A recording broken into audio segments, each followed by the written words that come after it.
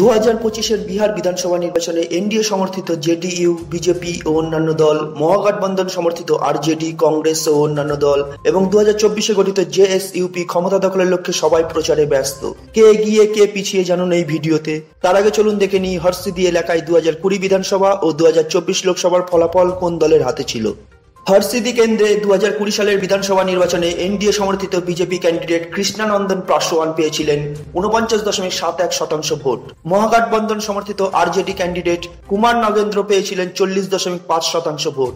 আর নোটায়ের তরফে পড়েছিল 1.73% ভোট। দেখা যাচ্ছে 2020 সালের নির্বাচনে হরসিদি বিধানসভা কেন্দ্র থেকে বেশ কিছু ব্যবধানে জয়ী হন বিজেপি ক্যান্ডিডেট কৃষ্ণানন্দন পাসওয়ান। আর 2024 সালের লোকসভা নির্বাচনে হরসিদি বিধানসভা কেন্দ্রে এনডিএ সমর্থিত বিজেপি ক্যান্ডিডেট রাধামোহন সিং পায় মোট 82,205টি ভোট। মহাগঠবন্ধন সমর্থিত বিকাশশীল ইনসান পার্টি ক্যান্ডিডেট রাজেশ কুমার পায় 86,712টি ভোট। অন্যদিকে নোটায়ের তরফে পড়েছিল 2,862টি ভোট। ফলে বলা যায় হরসিদি বিধানসভা কেন্দ্রে 2024 লোকসভা নির্বাচনে বিকাশশীল ইনসান পার্টি ক্যান্ডিডেট রাজেশ কুমার অল্প ব্যবধানে এগিয়ে রয়েছে।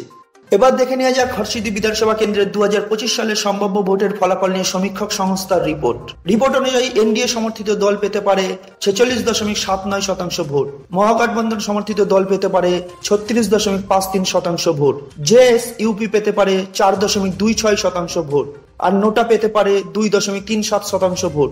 সেক্ষেত্রে এনডিএ ও মহাগঠবন্ধন সমর্থিত দলের ভোট কিছুটা বদলাতে পারে। যদিও সমীক্ষা অনুযায়ী 2025 সালের হরসিদি বিধানসভা কেন্দ্রে সামান্য ব্যবধানে সম্ভাব্য জয়ী দল হতে পারে এনডিএ সমর্থিত দল। যদিও সমীক্ষাটি হরসিদি বিধানসভা কেন্দ্রে অল্প সংখ্যক মানুষের মতামত নিয়ে এই রিপোর্ট বানানো, তাই এর ফলাফল বাস্তবে মিলতেও পারে আবার নাও পারে। ফলে আমাদের ফলাফল পর্যন্ত অপেক্ষা করতেই হবে। তবে বলে রাখি, এই রিপোর্ট সম্পূর্ণভাবে ডিবির থেকে পাওয়া। বাংলায় রিপোর্ট ইউটিউব চ্যানেল নিজস্ব কোনো মতামত এতে প্রকাশ করেনি। যদিও সমীক্ষাটি হরসিদি